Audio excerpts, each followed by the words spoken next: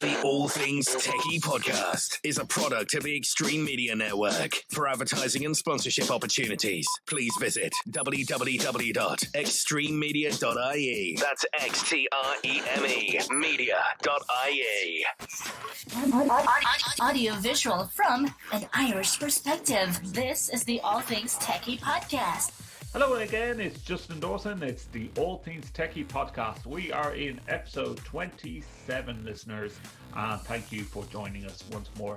It's myself on my own this week, but going to be joined by maybe some farmyard animals, because I catch up with Nate from Sweet Farm, who's taking Zoom bombing and making a joke out of it, because how would you like an animal to appear in your Zoom or goat to meeting, as he calls it? Well, they are a charity organisation that rescue farmyard animals, and we will be catching up with Nate later on in the programme. We have loads to discuss, including the Apple glasses and also the Infocom IC 2020 that goes virtual, and all your comments as well. If you'd like to get in contact with the program, here's how you do so. You can contact us by visiting our website, www.allthingstech.ie. You can also email comments at allthingstech.ie. My tweet handle is at Justin or Dawson. You can use the actual All Things TechIE podcast Twitter handle, which is AV Tech Junkies, and all the information is, of course, on our website, and you can subscribe there and on YouTube by visiting www.allthingstech.ie. Now, you might be following me on Twitter, and you will see that I finally got, after 2.5 months, listeners. I ordered this 2.5 months ago because I thought it was cool. I have a lot of keys that I carry around, both for work and for at home. And I noticed that, like, my wife hates that I hang my keys off a ring on my jeans like a janitor. She calls me a janitor. So I needed something smart and, of course, techie, because that's me in a nutshell. All things techie. So what I like about this is it comes, if I do the unboxing, here's the box.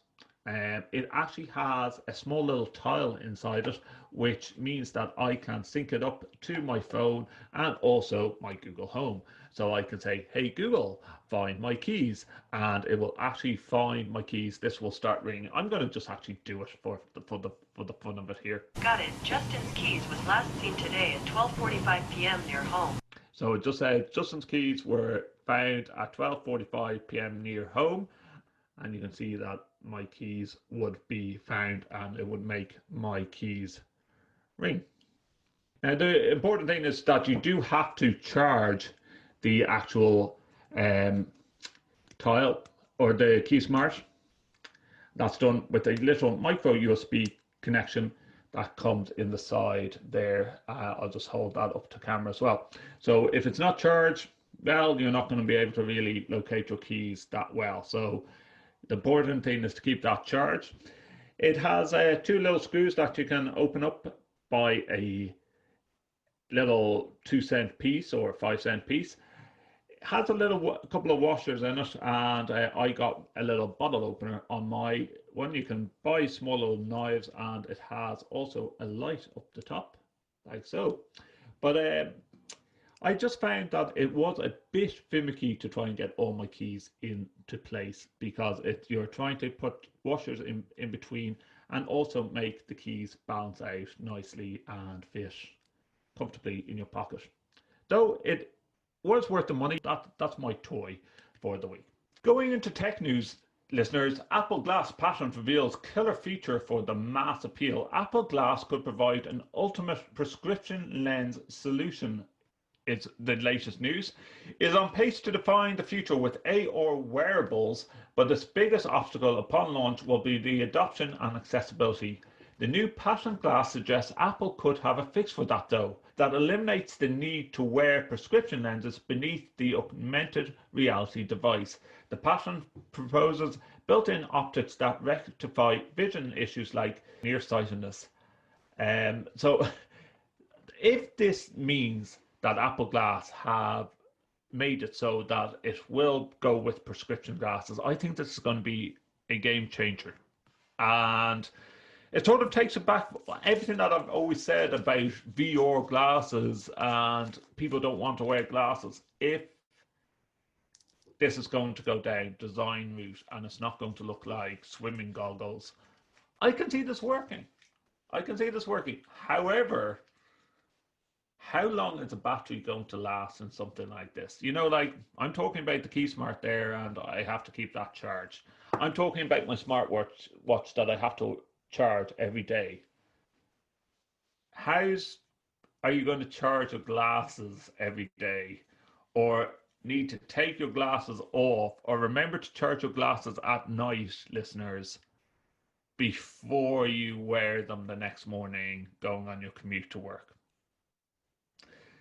That's the interesting question. I'd love to hear your comments on it. We're going to put the website up on the show notes on allthingstech.ie. So please do stay tuned for that. I see 2020 is only a fortnight away, listeners, and the schedule at a glance, it's nice to see that Infocom have thought about the fact that this is going to be a virtual Infocom. So we're going to do a lot of European shows as well as part of IC 2020, and in a time zone which actually suits the Irish person, because there is some things that they are doing which I go, I love to take part in that, and then go, oh, actually it's 2 o'clock in the morning in Ireland. So, and one of them being the trivia night at 8 to 9 p.m. EST, I believe, Eastern Time Zone is all the time. So 6 a.m. to 9 a.m. is the EMEA regional presentations each day, which actually work around 11 o'clock, 12 o'clock, lunchtime in Ireland, which works well for us. But they also are doing the 5K virtual race. And I've been toying around with this. Should I do a race? And I said, I can't run 5 kilometers. I don't think I'm fit enough to run 5 kilometers. But I might walk 5 kilometers, because I actually walk usually about 2 kilometers during my lunch break at home with my toddler to put her asleep. So I'm thinking, or my toddler or my baby to put them asleep. So I'm thinking, why not? So I think I will sign up to this, and I will have to do a podcast episode as I walk around my North County Dublin regions. We are allowed travel now, actually, listeners. We are allowed travel around the county of Dublin, or 20 kilometres outside if the borders of Dublin, if you live near the border. So I can pretty much travel all around Dublin. Just because we can doesn't mean I really want to, because I still think that like COVID-19 exists. There's going to be people that are going to become complacent and take risks and not wear face masks, and you see that in shopping malls and supermarkets here in Ireland. So, you know, wear face masks, wash your hands, and stay safe. Now, moving on to the main topic of today's podcast, I caught up with Nate. He is at Sweet Farm in sunny California, about 20 kilometers outside of San Francisco, and he brings goats to meetings, and it's Goat to Meeting. It's a charity organization. I talked with Nate earlier on. Have a listen to this. Zoom has taken over, and people talk about Zoom and security. Well, I say security would be funny if a goat appeared on your webinar or on your Zoom meeting. Nate's going to bring us a bit of information through this, because he set up a very clever, instead of Go to Meeting, Goat to Meeting. He works on Sweet Farm, and we're going to find out a bit more about what Sweet Farm is all about.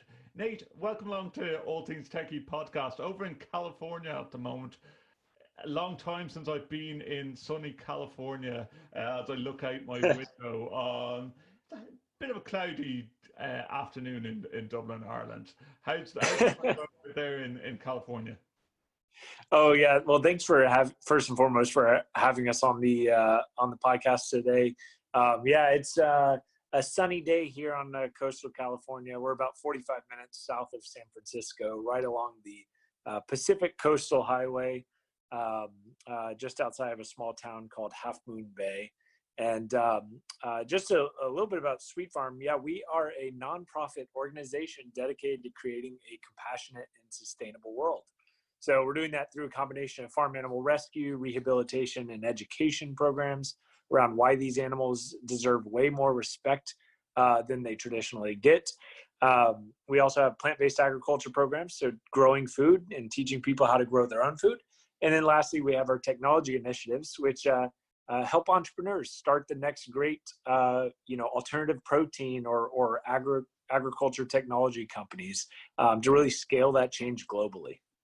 Okay, so I guess the first and foremost, how Go-To Meeting came around was the fact that you are used to having a lot of school tours, and team building weekends, and probably people visiting the farm. And because of COVID-19, no one's visiting, which means like there's less income, there's probably less donations going on as well, Nate. So Yep.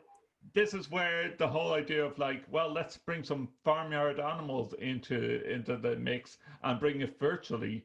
So, but it's really taken off, I hear.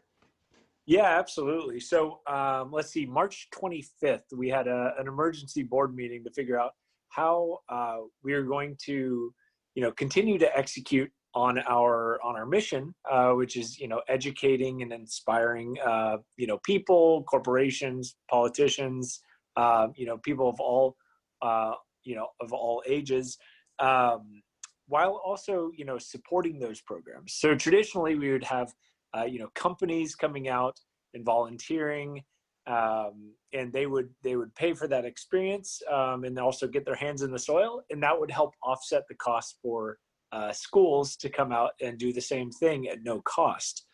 When COVID-19 came about, all of that went out the window, and with it went all of the revenue streams to help support all of those programs. So one of our board members, John Azoff, he's a tech guy. He spends all of his days in go-to-meeting calls, and he said, I would totally pay $100 to have one of these animals, one of the animals at Sweet Farm show up to my happy hour or my meeting, even for 10 minutes, and y'all could tell us a little bit about them. And I think it could be a thing. So we took the same idea of accessibility into this new program, and to date we've had I think we just crossed about 3,000 meetings successfully completed and over 5,000 booked. Wow, that's insane, and a great way of just bringing back in the income. So you do meetings from small size, and I think in our notes that you told me yesterday, you've had a call with nearly 3,700 people, like 3,700 people. Yeah, exactly. I would say on average we probably have in the 40 to 60 people range per call.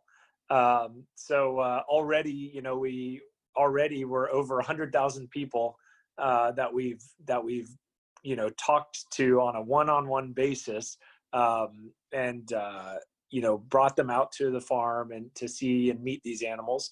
But yeah, we've had several that are, over 1,000 people, a couple over 3,000. And every day it seems like we have at least one that's, in the 400 to 500 person range. Now, you say with that length of a waiting list of virtual calls, is this getting in the way of doing the normal farmyard activities? Well, fortunately, we have an incredible team out here at Sweet Farm. So we have a great team of educators and animal care professionals who really just do a bang up job. And so a lot of, good time management and that kind of thing comes into play. But then we also have our partner sanctuaries that we work with to help scale the demand. So we have over 10 sanctuaries that are helping to handle a lot of these meetings, and it's generating revenue that those amazing organizations need as well. So how many animals would you have actually on the farm then? Like, are we seeing the same goat in every Go-To meeting, or are we Right. animals? Yeah, so we have over 125 different rescue animals out here at Sweet Farm. Each one has their own individual story, background, needs, healthcare, and emotional needs as well. Because they've come from everything from abandonment, abuse, factory farming, illegal rooster fighting operations. So in 10 to 30 minutes, there's not nearly enough time to meet all of those animals. So we mix it up. We take a walk around the farm, and from meeting to meeting, it's a different animal on different calls. How far would you go across? Like, I'm guessing, would you go across just California, or would you be getting animals from outside the state? Animals come from all over. Tomorrow, actually, we have two pigs that came out of a laboratory testing situation, as well as two more llamas, rescue llamas, arriving, and they're coming from Southern California. What's been the main demand when people call up and arrange a meeting? Do they want to see the llamas? Do they want to see goats? Or can they pick? Can they pick, or is it the fact that you'd say, right, well, these animals are available today? Yeah. So typically, people are asking for the goats, sometimes pigs, and then there's a lot of requests for the llamas. But this is a sanctuary; it's not a petting zoo. So sometimes Paco the llama doesn't feel like saying hi. So if they don't want to, they don't have to. Their job is only to live their best life out here at Sweet Farm. And it's nice because this program, it's a way for us to respectfully be one-on-one with the animals. The animal doesn't know there's 3,000 people on the other end of the line. Mm-hmm. It's just me, a camera, or a team member and a camera, and the goat or the llama or whoever. Now, I have to ask this question because, like, I've done a lot of outdoor reports as well with microphones, and they say don't work with kids or animals. How many times has it come near to the fact that that it's about to eat your microphone or eat your camera? Well, fortunately, no one has eaten the camera or anything like that yet. But we definitely have, on a lot of the calls, the turkeys will peck at the camera. They'll do that kind of number and peck at the camera, or the cows will give a big kiss to the phone. So after each call, we're having to clean off the camera to make sure it's has a clear picture for the next group.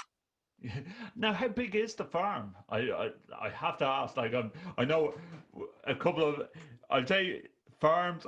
What we would call a big farm, it'd be like a mini ranch to you, over in California for the size of the state. How big is the farm? Yeah, so ours is actually quite small.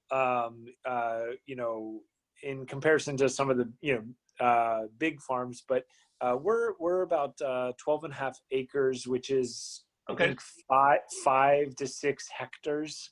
Yeah, it's an average size farm, yeah. And yeah. So what's the most unusual animals that you have? Oh man, unusual. We have a chicken that is completely black, like her skin is black, inside, like her muscles are black. It's a specific breed of chicken that oftentimes they're exploited because of this like very interesting genetic trait.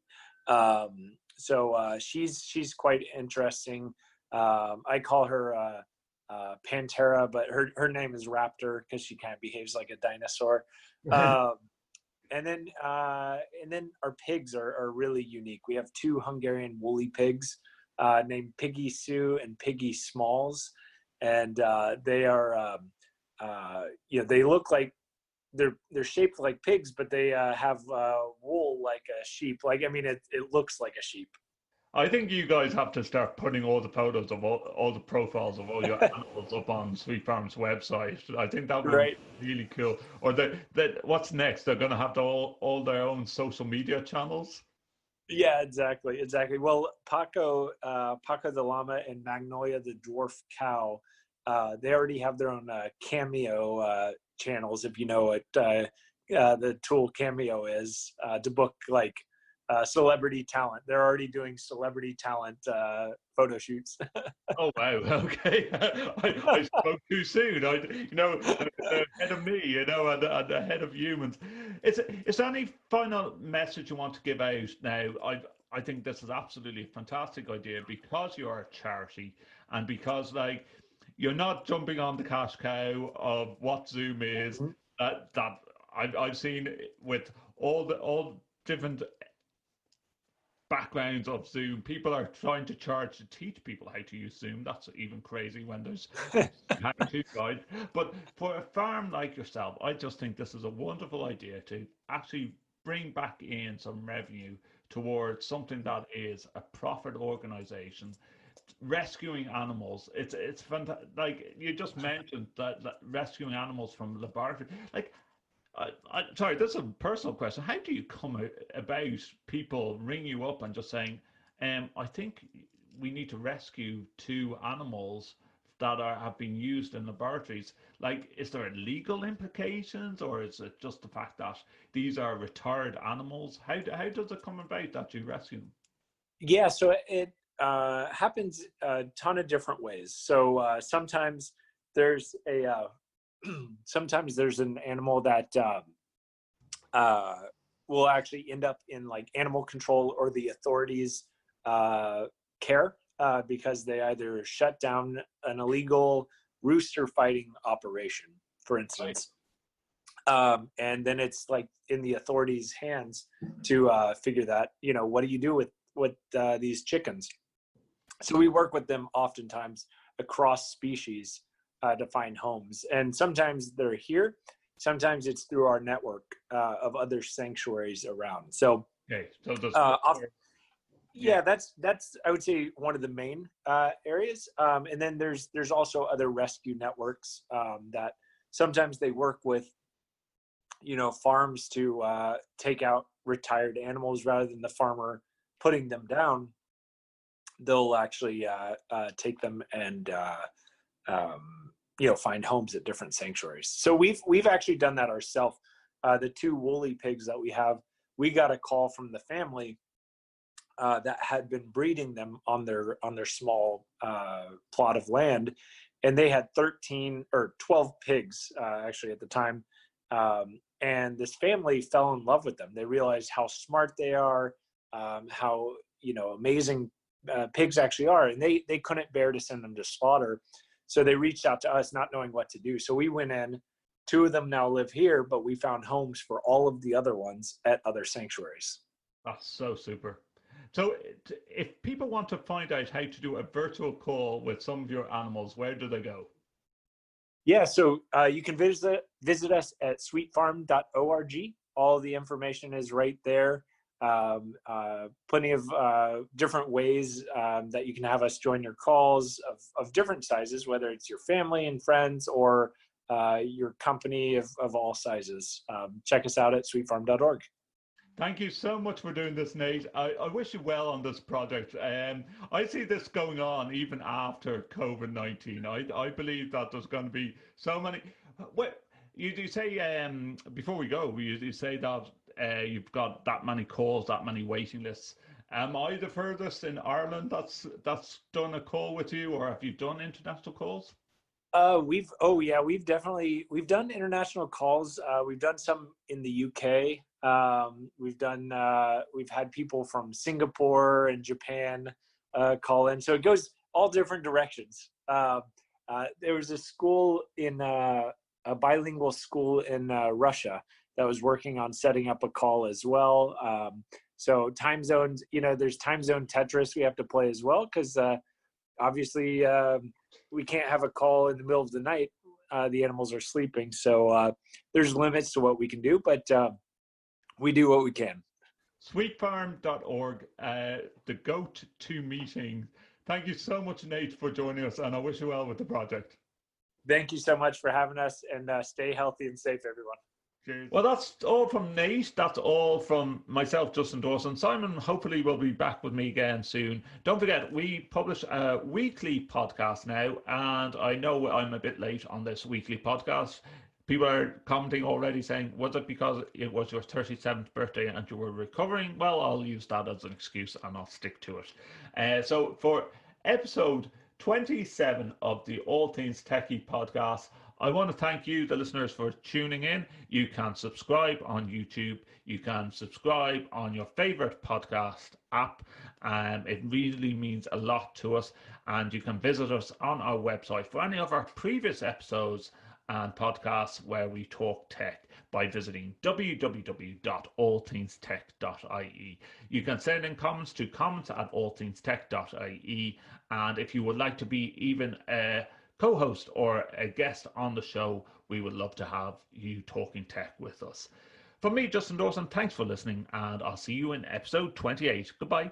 The All Things Techie podcast is a product of the Extreme Media Network. For advertising and sponsorship opportunities, please visit www.extrememedia.ie. That's XTREME media.ie.